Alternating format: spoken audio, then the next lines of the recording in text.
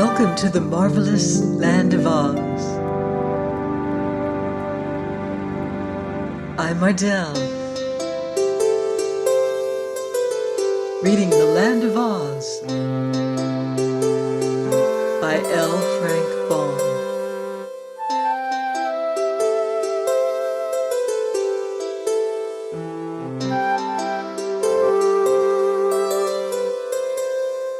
Chapter 9. The Scarecrow Plans an Escape. Tip slipped away from the girls and followed swiftly after the soldier with the green whiskers.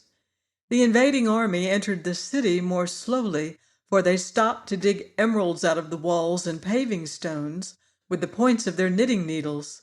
So the soldier and the boy reached the palace before the news had spread that the city was conquered. The Scarecrow and Jack Pumpkinhead were still playing at quoits in the courtyard when the game was interrupted by the abrupt entrance of the Royal Army of Oz, who came flying in without his hat or gun, his clothes in sad disarray, and his long beard floating a yard behind him as he ran. "Tally one for me," said the Scarecrow calmly. "What's wrong, my man?" he added, addressing the soldier. "Oh, Your Majesty, Your Majesty, the city is conquered," gasped the royal army, who was all out of breath. "This is quite sudden," said the Scarecrow, "but please, go and bar all the doors and windows of the palace while I show this Pumpkinhead how to throw a quoit." The soldier hastened to do this, while Tip, who had arrived at his heels, remained in the courtyard to look at the Scarecrow with wondering eyes. His Majesty continued to throw the quoits as coolly as if no danger threatened his throne, but the Pumpkinhead, having caught sight of Tip, ambled toward the boy as fast as his wooden legs would go. "Good afternoon, noble parent," he cried delightedly. "I'm glad to see you are here. That terrible sawhorse ran away with me." "I suspected it," said Tip. "Did you get hurt? Are you cracked at all?" "No, I arrived safely," answered Jack, "and His Majesty has been very kind indeed to me." At this moment the soldier with the green whiskers returned, and the Scarecrow asked, "By the way, who has conquered me?"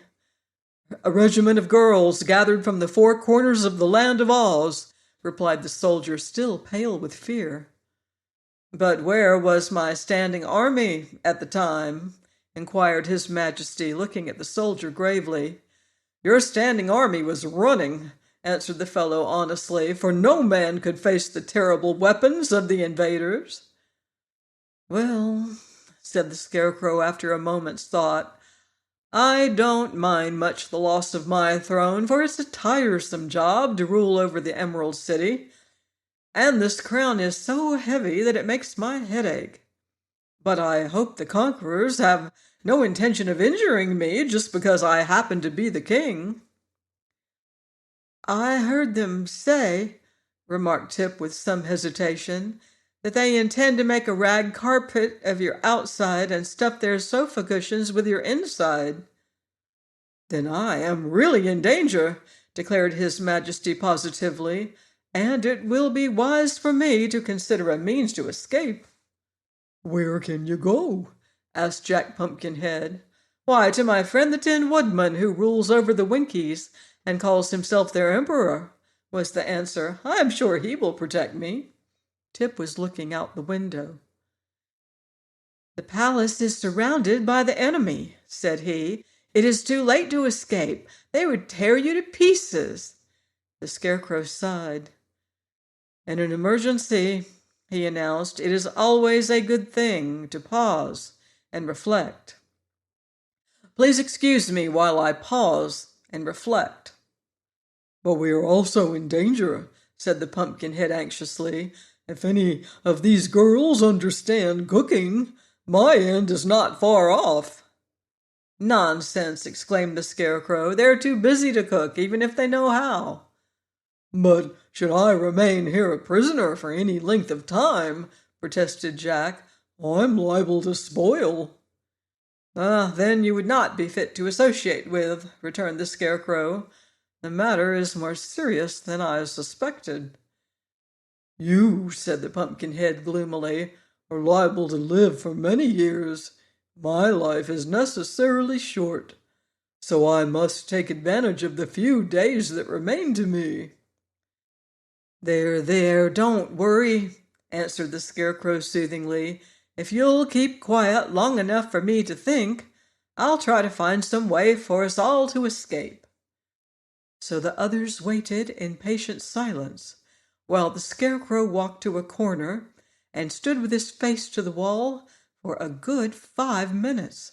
At the end of that time, he faced them with a more cheerful expression upon his painted face.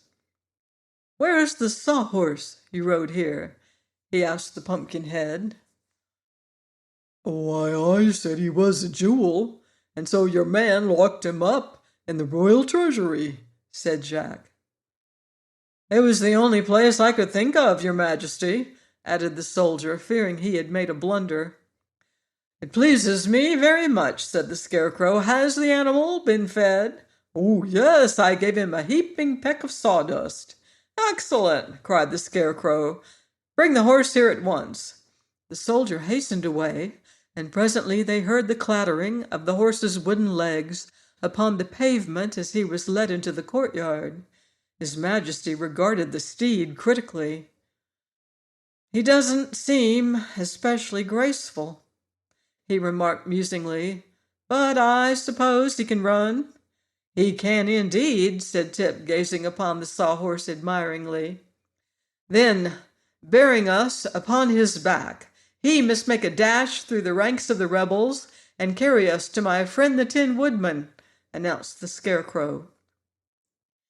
"He can't carry 4," objected Tip. "No, but he may be induced to carry 3," said His Majesty. "I shall therefore leave my royal army behind, for from the ease with which he was conquered, I have little confidence in his powers." "Still, he can run," declared Tip, laughing.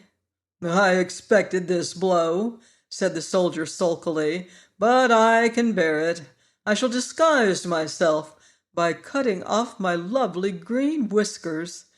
And after all, it is no more dangerous to face those reckless girls than to ride this fiery, untamed wooden horse." "Perhaps you're right," observed His Majesty, "but for my part, not being a soldier, I'm fond of danger. Now, my boy, you must mount first, and please sit as close to the horse's neck as possible." Tip climbed quickly to his place, and the soldier and the Scarecrow managed to hoist the Pumpkinhead to a seat just behind him. There remained so little space for the king that he was liable to fall off as soon as the horse started.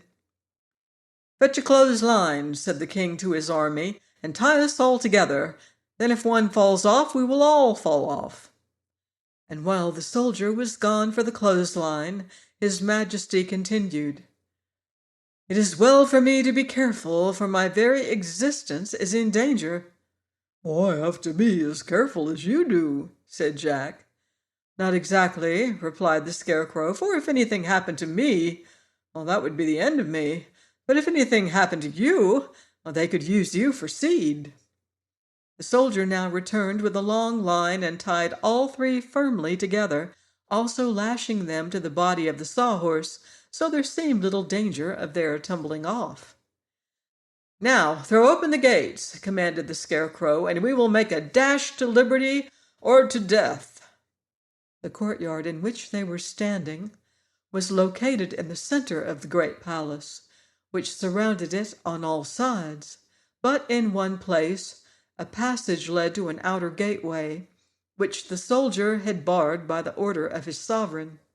It was through this gateway His Majesty proposed to escape, and the royal army now led the sawhorse along the passage and unbarred the gate, which swung backward with a loud crash. "Now," said Tip to the horse, "you must save us all. Run as fast as you can for the gate of the city, and don't let anything stop you."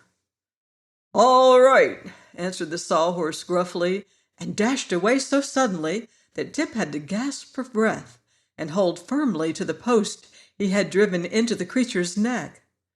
Several of the girls who stood outside guarding the palace were knocked over by the sawhorse's mad rush.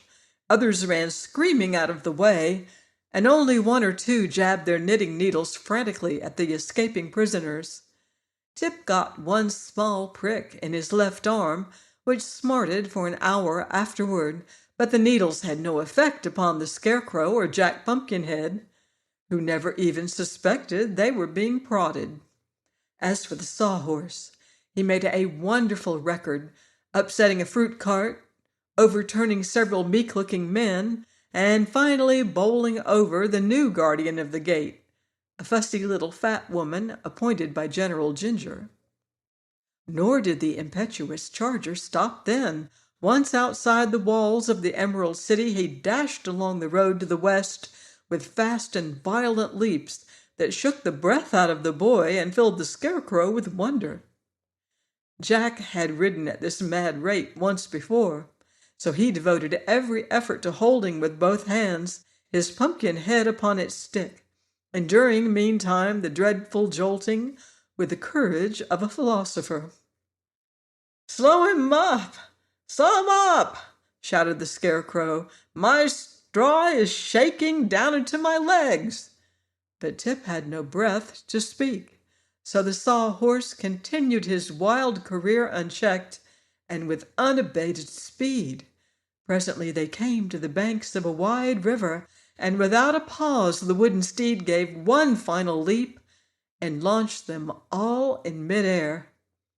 A second later they were rolling, splashing, and bobbing about in the water, the horse struggling frantically to find a rest for its feet, and its riders being first plunged beneath a rapid current, and then floating upon the surface like corks. Our friends escaped, but now what will they do? Join me here next week and find out on the marvelous land of Oz. Goodbye for now. See you in Oz.